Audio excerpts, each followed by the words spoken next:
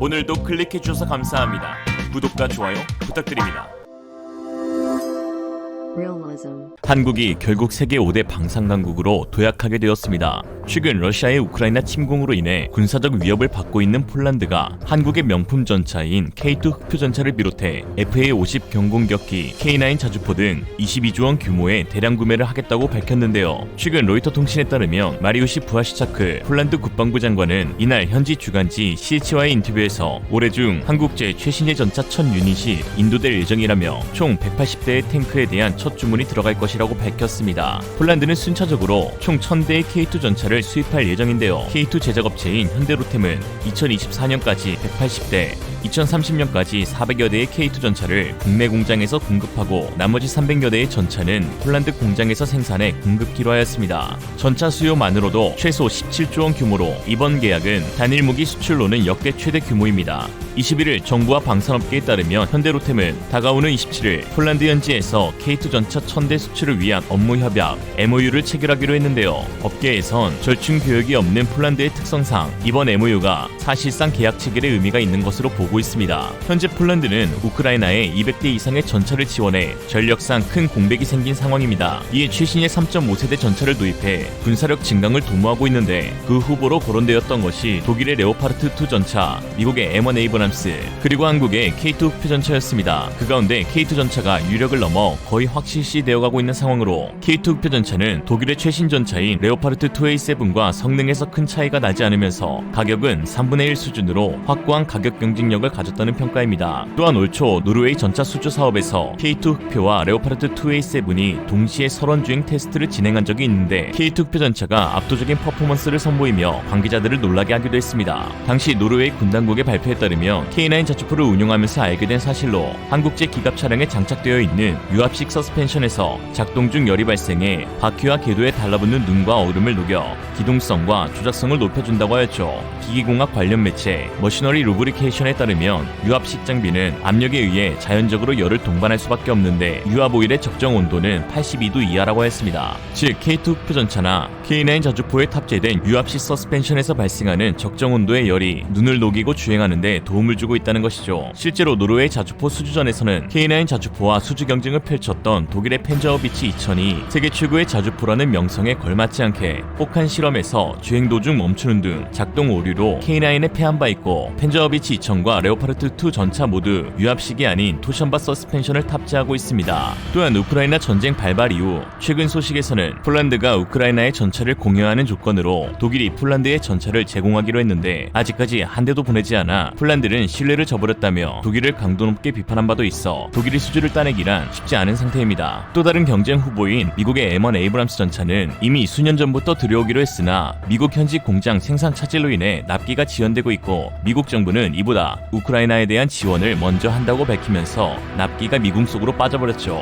사실상 나토 군사 표준을 따르면서 성능과 가격 및 납기 일정까지 정확히 맞출 수 있는 국가는 한국밖에 없는 상황입니다. 우리 군 당국과 폴란드 정부, 현대로템은 이번 계약에서 K2 전차에 대한 기술 이전에도 합의한 것으로 밝혀졌는데요. 사실 무기 수출과 같은 경우 도입 대수와 계약 체결 규모에 따라서 기술 이전이 포함되는 경우가 많습니다. 이에 일각에서는 기술 이전까지 해주면서 계약을 꼭 해야 하는지 모르겠다, 단기적인 이익을 얻으려 장기적으로 수출 경쟁력을 떨어뜨리는 것일 수 있다는 의견도 제시되고 있긴 한데요. 사실 이미 K2 흑표 전차의 기술은 15년 전 당시 터키, 현 튀르키예에 판매된 적이 있습니다. 당시 터키에 이전할 흑표의 A급 핵심 기술이 엄격한 수출 제한 품목임에도 터키가 한국의 전차 제작 기술을 뒤따라오지 못할 것이라 예상하고 기술 수출을 합의했는데요. 국방 관계자는 A급 기술이 이전 대상에 포함됐지만 터키가 전차를 생산 배치하는 2017년 이후엔 한국이 더 우수한 기술을 보유하게 돼 터키의 기술 역습을 당할 기회나 강도가 미약할 것으로 예상한다라고 말하기도 했죠. 이후 터키의 방산기업이 흑표 기술을 토대로 알타이 전차를 개발하기로 하면서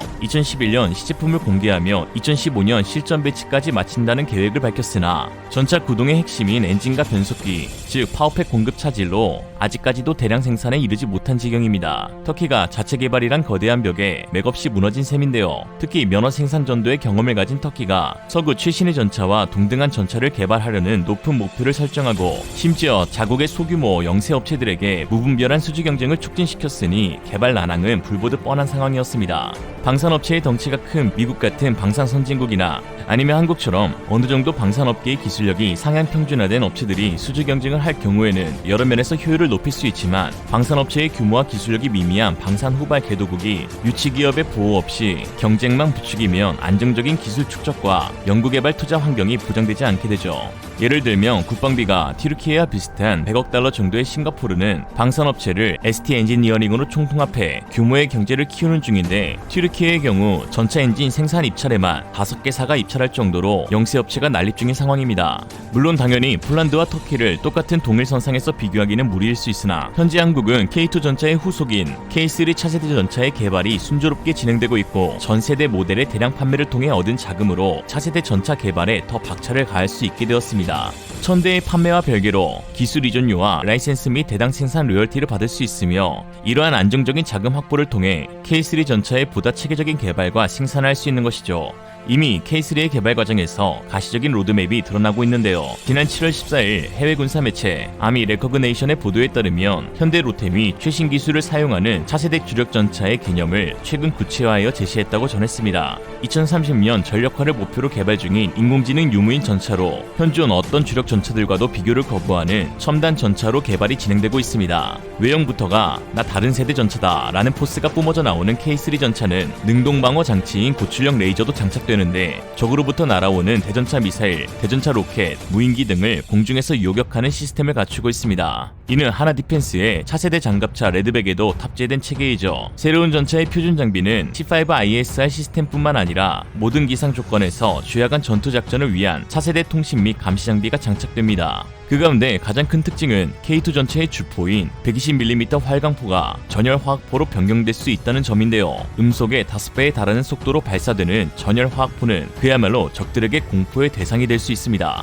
전열 화학포는 뇌관 및 장약의 연소를 전기 에너지로 전환해 포탄을 발사하는 방식인데요. 기존 화포와 같은 구조를 가지면서도 레일건처럼 엄청난 속도와 파괴력을 자랑합니다. 국방과학연구소가 이미 실험에 성공한 레일건이 아닌 전열 화학포를 K3의 주포로 선택한 것은 극강의 파괴력 때문인데요. 전열 화학포는 레일건과는 달리 고폭탄을 쓸 수 있는데 음속의 운동 에너지와 함께 고폭발을 일으켜 그야말로 미친 화력 체계를 갖추게 되는 것이죠. 추가 무기는 포탑 내부에 숨길 수 있어 스텔스 효과도 극대화하게 되는데요. 그 추가 무기는 K3 후미에 미사일 발사가 가능한 VLS 수직 발사대일 것으로 보입니다. VLS가 K3에 탑재될 경우 기존 전차 개념에서 MLRS 다연장 로켓처럼 다수의 포탄과 미사일로 동시에 여러 목표물을 타격할 수 있게 되는 것이죠. 또한 지난 20일 방위사업청이 기동무기 체계의 수소연료 전지 추진 체계와 경량 고강도 장갑의 확보 전략 및 로드맵을 소개하면서 K3 전차의 연료 체계가 수소연료로 추진될 가능성이 언급되기도 했는데요. 군사적 측면에서 수소연료 전지를 이용한 추진 체계를 기동무기 체계에 적용할 경우 디젤 엔진에 비해 월등히 낮은 소음으로 인한 정숙성을 확보하게 될 것이며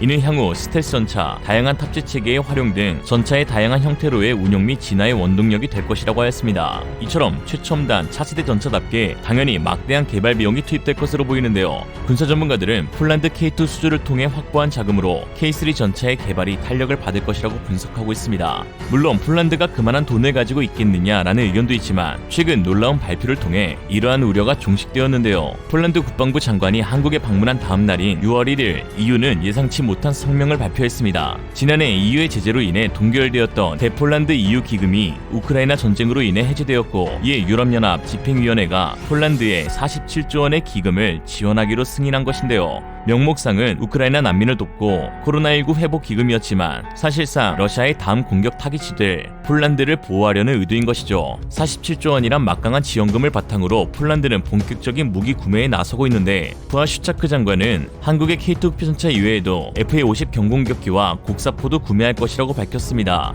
그는 언론과 인터뷰에서 우리는 세계 중대에 해당하는 경공격기 48대를 구매하는 것에 관심이 있다며 첫 항공기는 내년에 폴란드로 인도될 것이라고 말했는데요. 폴란드 폴란드 국방부 장관이 언급한 국사포는 K9 자주포인 것으로 전해졌습니다. 이에 총 사업 규모는 22조 원이 넘는 규모의 세계 역사에서도 유례를 찾아볼 수 없는 역대급 계약을 한국이 가져갈 수 있는 상황인 것이죠. 한국은 지난 6월 첨단 방위 산업을 미래 먹거리 6대 신산업의 하나로 선정하고 4차 산업혁명 시대 경제 성장을 선도하는 첨단 전략 산업으로 육성하겠다고 발표했습니다. 한국이 방위 산업을 착수하기 이전에는 미국이 제공하는 군원 장비에 의존하고 있었지만 한국의 무기 개발이 이루어지면서 자주포, 전차, 장갑차, 훈련기, 잠수함, 이제는 초음속 전투기 등 첨단 무기를 개발 생산할 수 있는 수준까지 도달했죠. 빠르게 성장한 한국의 방산 역량에 해외 외신들은 기적이라는 표현을 사용하곤 있지만 이는 사실 기적이 아닌 자주국방의 꿈을 실현하기 위한 한국 기술진들의 노력과 열정의 결실입니다. 한국의 무기체계 개발에 시초를 할 수 있는 다산 정약용 선생님의 말씀으로 마치겠습니다. 병가 100년 불용, 불가 일일 무비. 무기는 설사 100년 동안 쓸 일 없다 해도 단 하루도 갖추지 않을 순 없다. 이상으로 리얼리즘이었습니다. 여러분의 생각은 어떠신가요? 현명하고 지혜로운 여러분의 의견을 지금 댓글에 남겨주세요. 감사합니다.